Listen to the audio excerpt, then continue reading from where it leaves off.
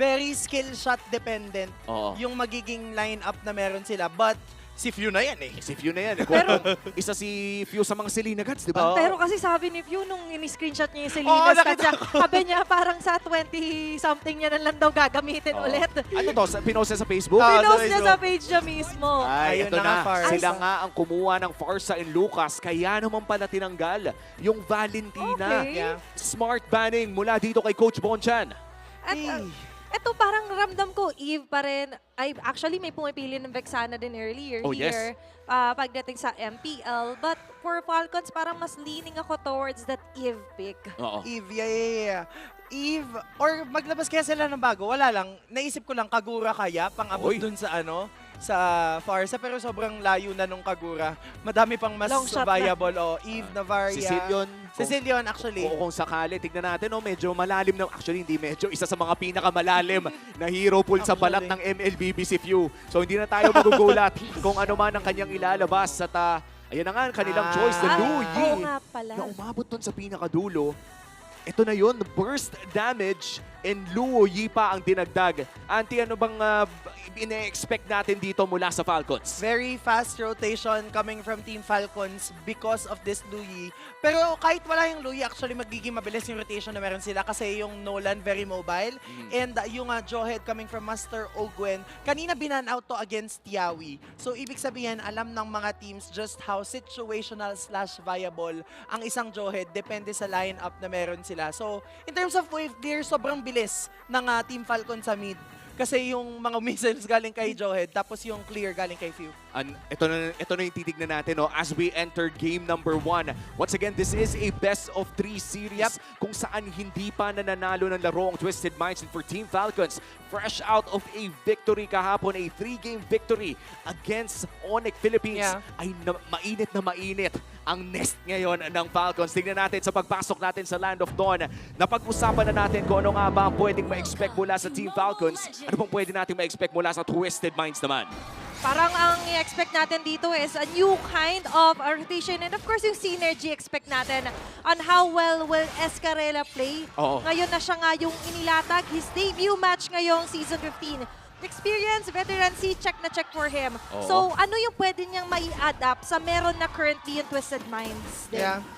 Right now, for Team Falcons and Twisted Minds, medyo masasabi ko na mas makalalamang yung Team Falcons earlier on into the match. Oo. But for Twisted Minds, kaya nilang makipagpalagan pagdating ng team fight as long as hindi sila makatch off guard ng ultimate coming from Few. Mukhang kailangan nga talaga mag-ingat dito ng Twisted Minds sa burst damage na pwede ring ihatid ng Ni Kyle. Falcons sa kanila. Actually, buong Falcons, sa ngayon pa nga lang, ginugulo na agad ang Suyu with the Jawhead and the Nolan just waiting around the corner. Pero mukhang madedepensa naman ito. Good rotation coming in from Hajizi. And so far, Twisted Minds, hindi pa naman sila nabibigyan nung early game burst damage na meron ng Team Falcons. Kahit sila, worry sila dito. Imagine mo, Jawhead yan. Ang gagalin lang talaga niyan is most likely invade, deny, and give vision information sa mga ka-teammates niya for a possible pick-off. Yep, and the moment na magkaroon sila ng ability na batuhin yung mga kalaban, that's the time for this Jawhead to activate. Kung babalikan natin, kailangan maging master ni Master Ogwen for Falcons to win. Ay, ramdam natin yan. Pero sa ngayon, for Twisted Minds, parang the earlier the better for them na dumalaw sa iba pang mga linya. Speak of which, ito na yung mga nag-aabang. Oo, Kahit ayan na! ECFU, medyo masakit. Nandun yung mga fracture. Ogwen finding the right target, pero mukhang siya yung top target na nagdato kaaga. It is going to be a first blood na nga lang din for MP the King. Pero ito agad yung sagot nila, Few. Okay na sana yung naging trade na yun. Pero napitas pa si MP the King, and I think that also gives the turtle, the first turtle of the game dito sa Team Falcons, at ensured na panalo sila sa trade na yun. Sobrang worth it. Tapos ngayon, maggagawin pa silang play na makaganapan dun sa bot. Sinakop niya na agad. Para sabi niya, dito na lang, pahatid na lang, drop off mo na lang ako dito. Pero mukhang hindi naman nila tinuloy ang balak.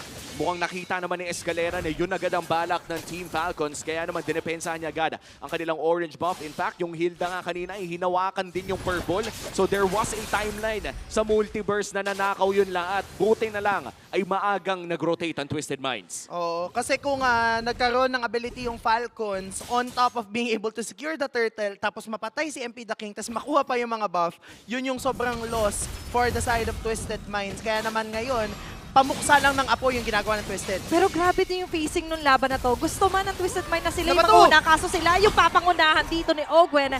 Haji Z down. Oh no, mukhang hindi na bush check na may Johead doon sa loob at nagulat na lamang si GZ na may bumalibag sa kanya. Team Falcons now ahead by almost 1K. Isang minuto mo naman bago lumabas ang ating pangalawang pagong. So far for Twisted Minds, parang expected naman natin to, no, na early game lamang talaga ang Yes. Team Falcons. Ano ba ang win condition dito ng Twisted Minds, Auntie? Kailangan nilang makita kung nasan si Ogwen. I would say na compared to most of the roamers, Cho, Hylos, Gatot Kacha, Tigreal, si Johead yung medyo mas malambot. So kayang-kayang bigyan ng Twisted Minds yung Johead and less mobile din kumpara dun sa iba. So yun yung kailangan nilang mahanap. Check lahat ng bush and spot kung nasan si Master O Ogwen. talaga parang ang magiging ang matche-checklist dito sa Twisted Minds ay kung fundamental pa sila maghanap ng Yeah. mga kalaban.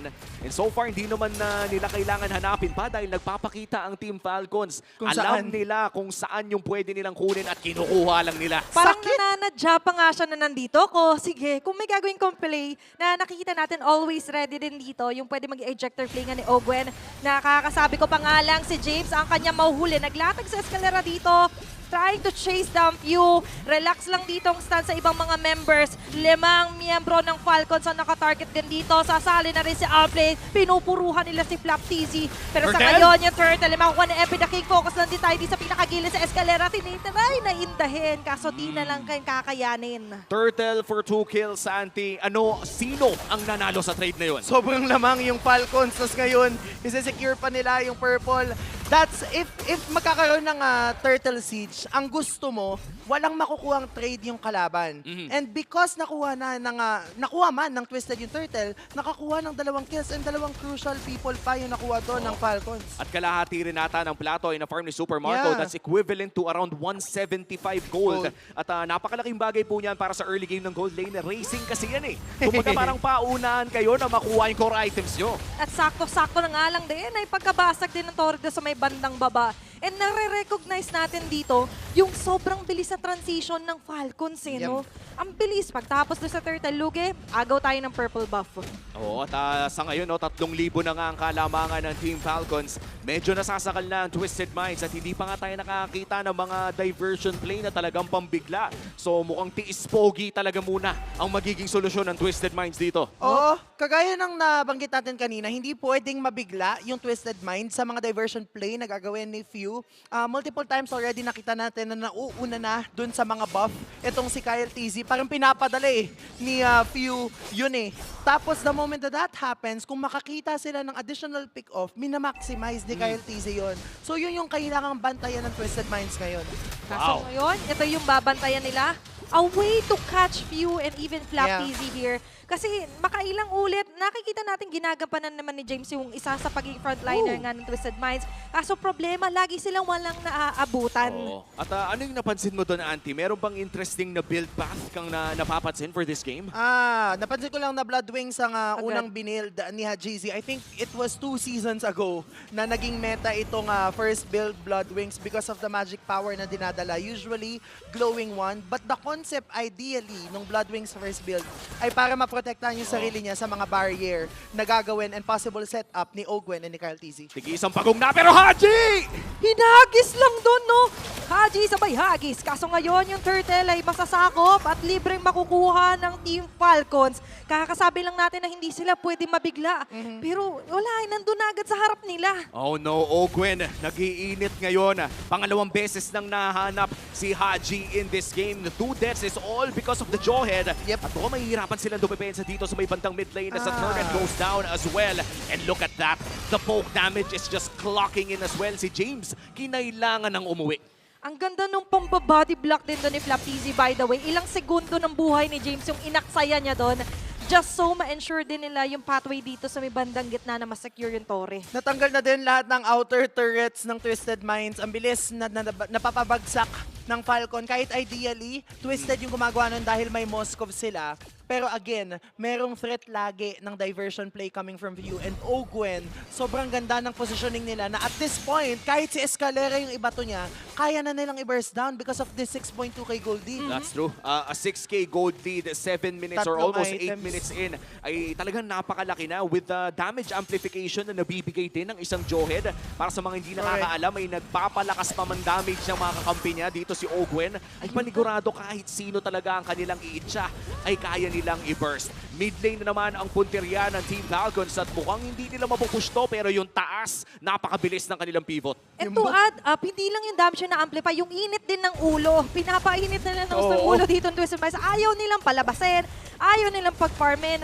At ngayon, parang bawat bilang talaga dito ng Torre gusto nilang tantosan. Oo, tignan mo si Haji, napaka-wings by wings agad. Right after na mag-ejector state dito si Ogwen. Natakot Mid lane na naman, tapos may ulti pang nabagsak. James with the play! Maganda na yung naging position dito ni Haji. Si Few is down. Flap TZ trying to run away. At nandito na nga lang din ng high risk, high reward na play para sa Twisted Minds. Aawat ng konti. Enough na muna yung pag-abante nilang ganun. Mukhang maganda ang naging play doon ng Twisted Minds. Sinakripisyo lamang ang 5 battle spell, Auntie. Sa Nakita- Lord fight na to, kamusta ba? Nakita nila na wala si Few. Ang problema lang, mabubuhay na siya. So ngayon, kahit papaano na pick off man si Few, magiging ready ang Falcons in terms of this first Lord of the Match. Ang good thing, hindi sila makakatch off guard if ever man mag-flicker plus yung combo itong si Few. So definitely for Twisted, parang less naiisipin na yon sa kanilang banda. Oo. Menos na. Kumbaga, kahit sabihin na nating walang flicker si Pew ay at least, as you said, Auntie, no, hindi na nila kailangan isipin pa na makakatakas pag Yeah. nahuli. And this 7K gold lead, mukhang bibitawan ng Falcons yung area around that Lord para mangnakaw ng mga purple buff. And this is really smart coming in from Team Falcons dahil sinasakal pa nila mas lalo yung resources ng Twisted Minds. Tsaka dito sila magaling even from yesterday's Okay. matches. Yung manakal, manghuli. Patay. Si Outplay ngayon ang pilit nilang pinipitas. Pero okay lang kasi it's still a win. By destroying a third onto the top lane, nakita natin yung advantage na meron yung Team Falcons. 2 minutes bago lumabas ang flicker dito ni Ogwen. Pero pakiramdam ko, hindi man nila to iniisip. Pwede nilang pasukin kahit sino. Tila si Super Escalera Marco. ay Si Marco. talagang dumudugo na sa Rhapsody at Death Sonata ni Super Marco. Sabi ni Super Mark sa subang bulletproof niya, umaabante ng ganun, humaharap eh. Ganun na siya ka-confident sa damage output na meron siya. Babalikan natin yung damage dealt chart. Super Marco is leading that. And again, ito yung strength na meron si Super Marco kasi nga naman, magkakaroon na din siya ng Blade of Despair. And pa-almost naka-item na siya. Sabayan lang sila kahit papano ni Kyle TZ. Oo, at itong anong pangalan ulit nito? Yung, Ayan na nga. yung instant kill na item, yung Sky Piercer. Sky Piercer. Yung Sky Piercer niya, wala pang stacks pero ang dali ng magka-stacks niya the Yes. moment na makuha niya yung Blade of Despair. At yung Lord ngayon, nagmamamarcha na nga doon sa may bandang itaas. Agarang umulti si Escalera pero Grabe. mukhang para mag-zone out lamang. 9K na ang gold lead ng Team Falcons at nang nakaw na naman si Kyle TZ. Tsaka seemingly smooth talaga yung abante dito ng Team Falcons. We do not see any unnecessary na overextend and overstay pagdating sa kanilang mga pag-abante. Oo, parang bumababa na talaga yung control sa mapa ngayon ng Twisted Minds eh. Oh, sabayan dito, Kyle TZ and James. Kyle! Paulitin naman! Haji Z with a kill. Kyle TZ is down. Makakadepensa dito ang Twisted Minds. Aabante ng konti sila James.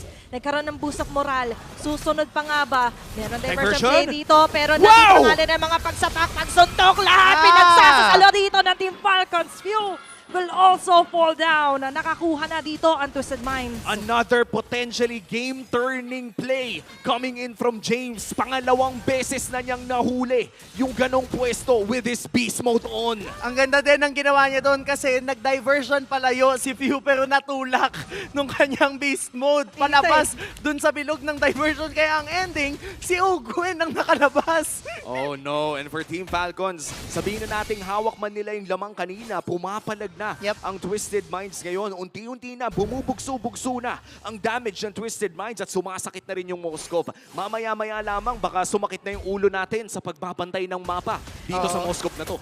Nagkakaroon na tayo ng sign of life, kumbaga, para dito sa sagot ng Twisted Mind in terms of damage. At kung sa damage, nakakahabol na rin yata talaga siya dito. Kahit papano kay 3K ang kalamangan ni Super Marco, hindi din naman nagpapahuli. Itong si outplayed sa kanyang Moskov. Bulletproof pa din ang kanyang performance. But now, medyo kailangan ng indahin ng Team Falcons Kailangan yung damage output na pinanggagalingan ng Twisted Minds. And again, this all starts with Ogwen. The moment they see Ogwen, lock in, zero in on him. Yes, 20 seconds bago lumabas ang Luminous Lord. Hindi alam ng Twisted Minds kung nasaan si Ogwen. May clue lamang sila kung saan pwedeng magpakita. Safe ang kanilang orange side, kaya naman nandun sila tumatambay. Pero Escalera, hindi niya alam na nasa harapan na niya si Flap TZ and Ogwen, pero nararamdaman niya ata dahil hindi siya umaabante mula sa pwesto niya. May kutob na to, nabibilangan niya. Parang aabante na sila Kaltizi, wala masyadong tatamaan yung Feathered Airstrike. But still, nandun ang mga paulan ng bala ni Super Marco and Ogwen getting that Cyclone Eye against Twisted Minds at buhay na yung Lord.